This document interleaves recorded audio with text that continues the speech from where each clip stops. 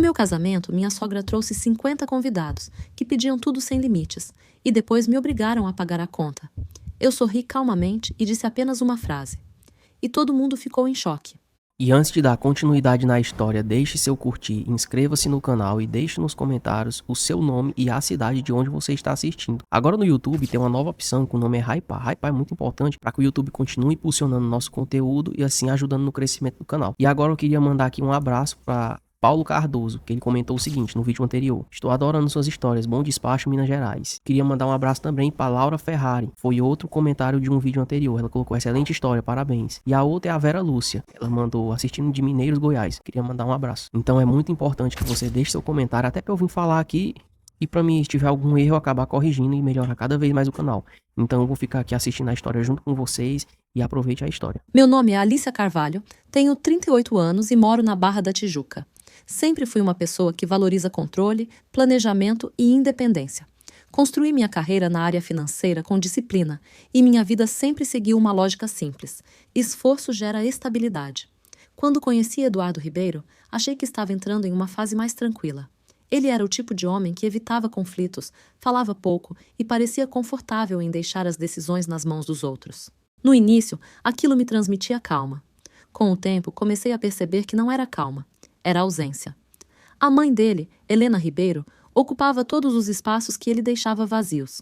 Elegante, sociável e sempre muito bem articulada, ela tinha uma presença que dominava qualquer ambiente sem esforço aparente. Não precisava impor, ela simplesmente acontecia. E aos poucos, tudo passou a girar em torno dela. Quando decidimos casar, eu assumi naturalmente a organização do evento. Não foi uma imposição, foi uma consequência lógica. Eu sempre fui assim. Quem planeja, quem executa, quem garante que nada saia do controle. Escolhi o local com meses de antecedência. Um salão elegante na Barra da Tijuca, com vista aberta para o mar, linhas modernas e uma capacidade exata para 180 pessoas. Negociei cada contrato pessoalmente. Buffet, decoração, fotografia, som, transporte dos convidados. Cada centavo foi calculado, cada detalhe foi aprovado por mim. O casamento seria exatamente como eu sempre imaginei. Sofisticado sem ostentação, íntimo sem ser frio, especial sem ser exagerado. Financeiramente, nunca houve uma conversa direta sobre divisão de custos. Eduardo limitava-se a dizer: faça do jeito que você achar melhor, amor. E eu fazia. Paguei o sinal de todos os fornecedores, a entrada do salão, o pacote completo de lua de mel que eu mesma reservei em Trancoso. Não me incomodava. Na minha cabeça, era apenas mais uma demonstração de que eu era capaz de construir algo sólido. Eu tinha condições, tinha disciplina e, acima de tudo, tinha clareza sobre o que queria. Minha única condição real, a única que eu verbalizei com firmeza, foi sobre a lista de convidados. Eu queria um evento controlado. Nada de 300 pessoas, nada de todo mundo que a gente conhece. Eu desejava que o dia refletisse a nossa relação, ou pelo menos o que eu acreditava que ela era. Expliquei isso para Eduardo e principalmente para Helena. Ela ouviu com aquele sorriso sereno, elegante, quase maternal e respondeu sem hesitar. Claro, Alicia, tem que ser do jeito que você sonhou. Eu respeito totalmente. Foi exatamente essa concordância suave, sem nenhuma resistência, que me fez baixar a guarda. Helena nunca discutia abertamente. Ela não precisava. Sua forma de influenciar era mais sutil. Um comentário aqui, uma sugestão ali, mas o fulano ficaria tão feliz, dito de passagem. Nada que exigisse confronto. Nada que eu pudesse apontar como invasão clara. Nas semanas que antecederam o casamento, os sinais começaram a aparecer. Pequenos e insistentes como goteiras em um teto que ainda parece seco. Primeiro foi uma mensagem dela. Alicia, você se importa se eu incluir mais 2 casais? São amigos de longa data da família, quase como tios do Eduardo. Eu respondi educadamente que a lista já estava fechada. 2 dias depois, veio outro recado, desta vez pelo Eduardo. Minha mãe perguntou se cabe mais uma mesa pequena. Eu neguei novamente, reforçando o limite. Mas os comentários continuavam. Durante um almoço na casa dela, Helena mencionou casualmente nomes que eu nunca tinha ouvido. A Marta perguntou do casamento, coitada, ficou tão animada. Ou então, o Dr. Roberto, que operou o Eduardo quando ele era criança, adoraria ver vocês felizes. Eu ouvia, respondia com um sorriso tenso e mudava de assunto. Eduardo, como sempre, permanecia em silêncio, olhando para o prato ou para o celular, como se o tema não lhe dissesse respeito. Eu sentia o desconforto crescer, mas não conseguia nomeá-lo com precisão. Eram insinuações, nunca exigências. Eram sugestões, ditas com tanta naturalidade que questioná-las parecia exagero meu. Eu me perguntava se não estava sendo rígida demais, se não estava projetando inseguranças onde não havia problema. Afinal, Helena era sempre tão gentil, tão bem educada, tão presente. Ela ajudava na escolha das flores, opinava sobre o cardápio com bom gosto, até ofereceu-se para revisar a ordem dos discursos. Tudo parecia colaboração. Mas, no fundo, eu já percebia a dinâmica que se repetia. Quanto mais eu planejava e controlava, mais Helena preenchia os espaços que Eduardo deixava vazios. Ele não opinava sobre nada, não defendia meus limites, não se posicionava. Era como se esperasse que o conflito simplesmente se dissolvesse sozinho, ou que eu mesma resolvesse tudo, inclusive os incômodos causados pela própria mãe. Eu ignorava os sinais porque já estava exausta de ser a única a enxergá-los. Tinha trabalhado tanto nos últimos meses, equilibrando a carreira, os preparativos e a relação que, em muitos momentos, parecia mais uma parceria comigo mesma do que com ele. Às vezes, à noite, depois de mais um dia de reuniões e e-mails com fornecedores, eu me pegava pensando: será que estou exagerando? É só um casamento. Depois passa. Foi essa racionalização que me manteve em silêncio. Eu queria acreditar que, no final, tudo sairia como planejado, que minha disciplina seria suficiente para conter qualquer interferência, que o respeito que Helena demonstrara verbalmente se traduziria em atitude. Eu estava errada. Aquele conflito inicial não era sobre convidados extras ou sobre uma lista de nomes, era sobre poder, sobre quem realmente decidia os limites dentro daquela família, e sobre como eu, sem perceber, tinha entrado em um jogo onde as regras nunca foram realmente minhas. O dia do casamento amanheceu exatamente como eu havia sonhado. O céu do rio estava de um azul límpido, o vento leve vinha do mar, e o salão, ainda vazio pela manhã, parecia uma tela em branco pronta para receber a minha visão. Eu cheguei cedo, vestida com o robe branco que escolhi com tanto cuidado, e acompanhei cada passo da montagem. As mesas redondas com arranjos de flores brancas e verdes, as cadeiras com laços impecáveis, a pista de dança posicionada de frente para o pôr do sol. Tudo estava no lugar, tudo obedecia ao plano. Por algumas horas, a ilusão se manteve intacta. Os primeiros convidados chegaram pontualmente. O fotógrafo capturava momentos com delicadeza. Eduardo, mesmo nervoso, sorria quando eu olhava para ele. Helena circulava com elegância, cumprimentando as pessoas com aquele jeito que fazia cada um se sentir especial. Eu respirava aliviada. Consegui, pensei. Depois de tanto esforço, finalmente está acontecendo como eu queria. Até que deixou de acontecer. A primeira rachadura apareceu de forma quase imperceptível. Um dos coordenadores do buffet se aproximou discretamente e perguntou com certa hesitação: Senhora Alicia, nós estamos com um pouco mais de gente do que o contratado. O senhor Eduardo ou a dona Helena confirmaram alguma alteração? Eu franzi a testa. Não, a lista está fechada em 180. Ele assentiu, mas o olhar era de quem já sabia que algo não batia.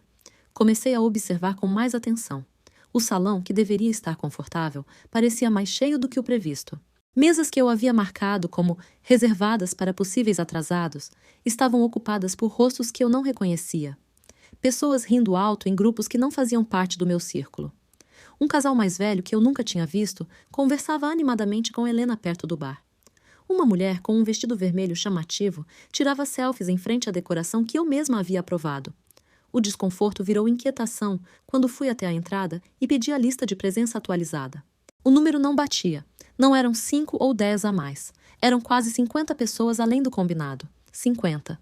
O equivalente a uma festa inteira extra dentro da minha própria cerimônia. Não era um erro de cálculo. Não era falha da equipe. Era intencional. Eu procurei Eduardo com o olhar. Ele estava do outro lado do salão, conversando com alguém que eu não conhecia, com aquela postura de quem preferia estar em qualquer outro lugar.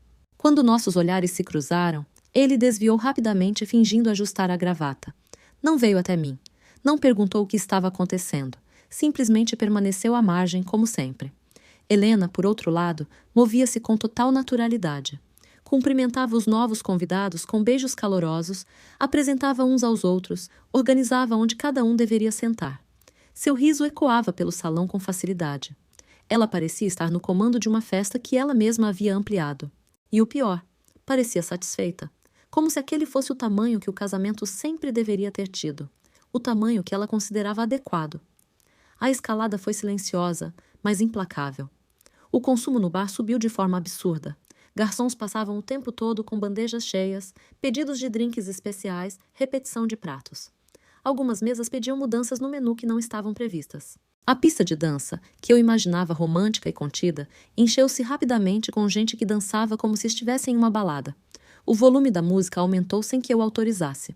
O ar-condicionado mal dava conta do calor extra gerado por tantos corpos. Eu andava pelo salão como uma espectadora da minha própria festa. Sorria quando precisava, respondia cumprimentos, mas por dentro sentia uma frieza crescente. Não era mais raiva explosiva. Era uma constatação fria e dolorosa. Eu havia perdido o controle. E ninguém, nem Eduardo, nem a equipe, nem os convidados, parecia achar aquilo um problema. Porque para eles, o problema nunca havia sido real. O problema era eu ter tentado impor limites desde o início. Em determinado momento, parei perto de uma das janelas com vista para o mar e observei tudo de longe. Helena no centro de um grupo grande, gesticulando elegantemente enquanto contava alguma história. Eduardo ao fundo, quieto, quase invisível. E eu, ali, com um vestido de noiva que eu mesma paguei, sentindo o peso de cada real gasto, de cada hora planejada, de cada expectativa que eu havia construído sozinha. A confirmação final veio quando o gerente do evento se aproximou, com a conta parcial já projetada na tela do tablet. O valor ultrapassava em mais de 40% qualquer previsão que eu havia feito. E o olhar dele era claro. Estava assumido, sem qualquer questionamento, que eu pagaria tudo. Como sempre. Foi nesse instante que as peças se encaixaram completamente. Nada daquilo tinha sido acidente ou falta de comunicação. Tinha sido uma escolha de quem nunca aceitou que os limites fossem impostos por mim. Uma escolha de quem sempre soube que, no final, eu arcaria com tudo, financeiramente e emocionalmente. Eu não gritei. Não fiz cena. Apenas senti, pela primeira vez com total clareza, que algo dentro de mim havia se rompido de forma definitiva. A noite ainda não havia terminado. Mas o meu casamento, sim.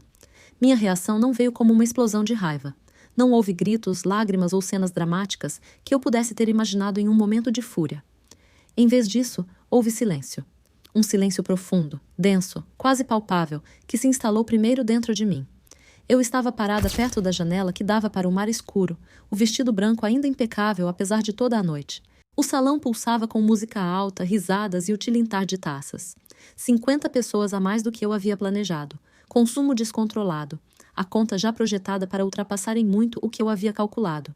E no centro de tudo, Helena brilhava como se aquela fosse a festa dela, porque de certa forma tinha se tornado. Eduardo permanecia à margem, inquieto, mas sem tomar qualquer atitude. Como sempre. Ele olhava para mim de longe, com aquele ar de quem esperava que o problema se resolvesse sozinho. Mas dessa vez, não havia mais espaço para espera. Algo dentro de mim se quebrou. Não com barulho. Quebrou-se com clareza. Uma lucidez fria, cortante, que varreu toda a confusão emocional dos últimos meses. De repente, eu vi tudo com uma nitidez assustadora. Os anos de ausência dele, o espaço que ele cedia sistematicamente para a mãe, a forma como eu havia carregado sozinha o peso de construir uma vida a dois, que na prática nunca havia sido realmente a dois. Eu tinha pago cada detalhe daquele casamento. Não só financeiramente, mas emocionalmente. Tinha negociado, planejado, sonhado e me esforçado para que aquele dia fosse perfeito. E no final, o que recebi foi a confirmação de que eu nunca teria controle sobre a vida que estava escolhendo. Não senti raiva no sentido explosivo. Senti uma paz estranha, quase assustadora. A paz de quem finalmente entende que não precisa mais lutar contra algo que nunca vai mudar. Caminhei até o centro do salão com passos firmes, sem pressa. O vestido deslizava suavemente no chão. As pessoas ainda riam e conversavam, alheias ao que estava prestes a acontecer. Peguei o microfone que estava sobre a mesa principal. Não por impulso, mas por uma decisão consciente e definitiva.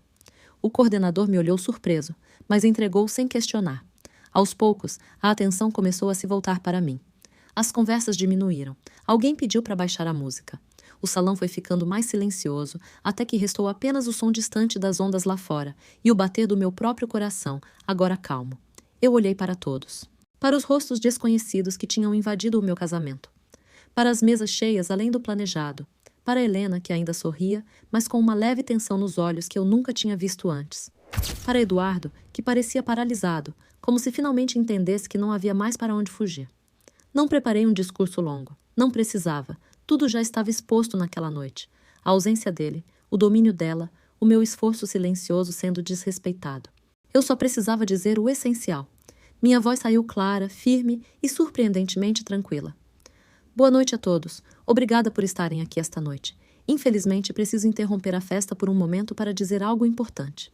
Fiz uma pausa curta. O silêncio agora era absoluto. Hoje eu percebi que este casamento não representa mais o que eu quero para a minha vida.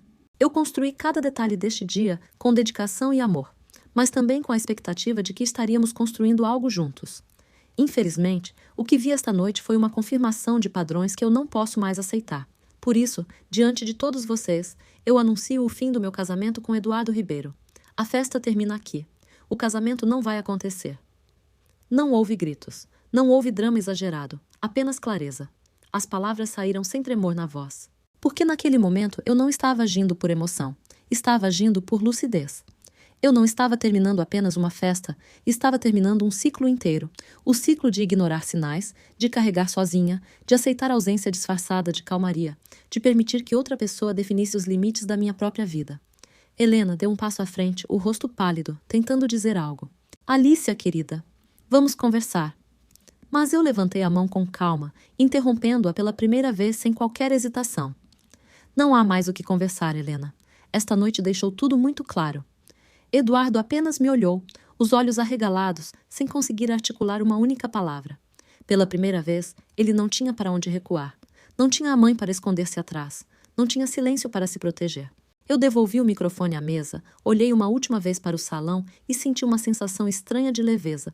Como se um peso enorme, que eu carregava havia anos sem perceber completamente, tivesse sido finalmente colocado no chão. Não era vitória. Não era vingança. Era libertação. Eu não precisava mais provar nada.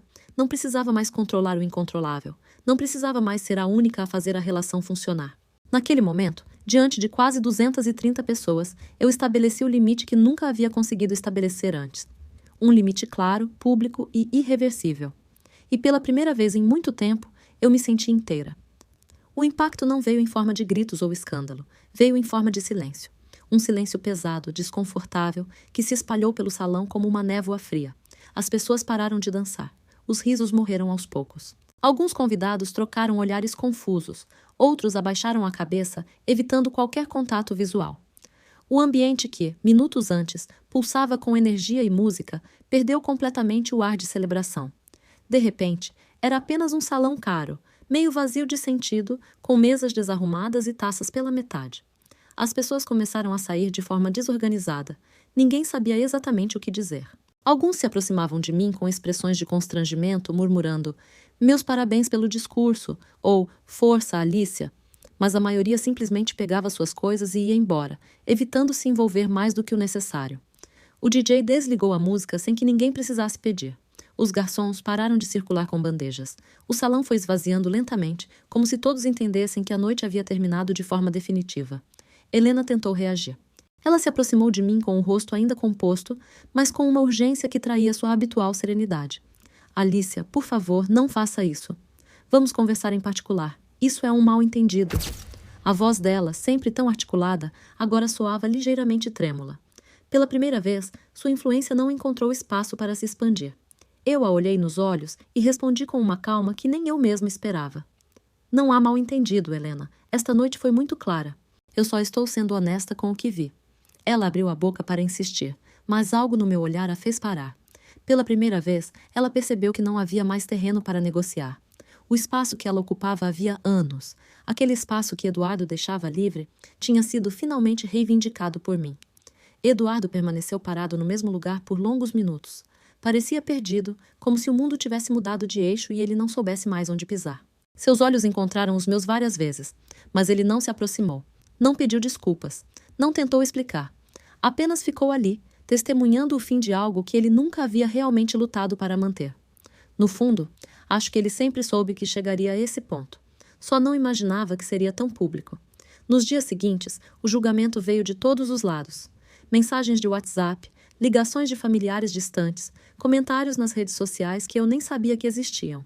Alguns me chamavam de louca, impulsiva, dramática. Outros diziam que eu tinha exagerado, que casamento é assim mesmo.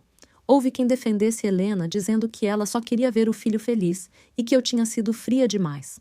As interpretações distorcidas se multiplicavam, que eu era controladora, que tinha surtado por causa do estresse, que a culpa era minha por ter pago tudo sozinha. Eu lia tudo com uma estranha distância. Nada daquilo me atingia como antes. Porque por trás de todos os comentários havia uma sensação constante e inabalável. Alívio.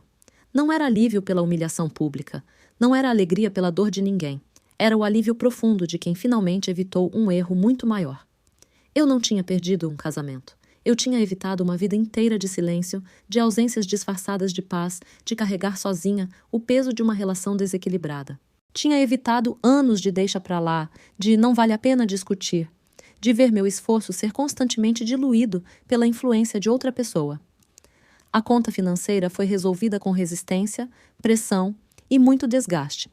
Os fornecedores cobraram, houve discussões sobre quem pagaria o extra e eu precisei usar toda a minha experiência na área financeira para negociar e fechar aquela conta sem deixar pendências. Paguei o que era justo, mas não um centavo a mais do que o necessário. O dinheiro doeu, mas foi apenas dinheiro. O verdadeiro custo daquela noite nunca foi financeiro. Foi o preço de ter ignorado sinais por tempo demais. Hoje, quando lembro daquele momento, eu no centro do salão, microfone na mão, voz calma anunciando o fim. Não sinto vergonha. Sinto lucidez. Foi ali, diante de todos, que eu finalmente interrompi um ciclo que teria me custado muito mais do que uma festa cancelada. Teria me custado minha autonomia, minha paz interior e possivelmente anos da minha vida. Eu não perdi um casamento naquela noite. Eu ganhei a mim mesma de volta. E pela primeira vez em muito tempo, não houve dúvida. Não houve arrependimento. Apenas a certeza tranquila de que eu tinha feito a escolha certa no momento exato em que ela se tornou necessária. A Barra da Tijuca continuou a mesma lá fora. O mar continuou batendo na praia. Minha vida, no entanto, ganhou um novo começo, mais leve, mais honesta e, acima de tudo, verdadeiramente minha.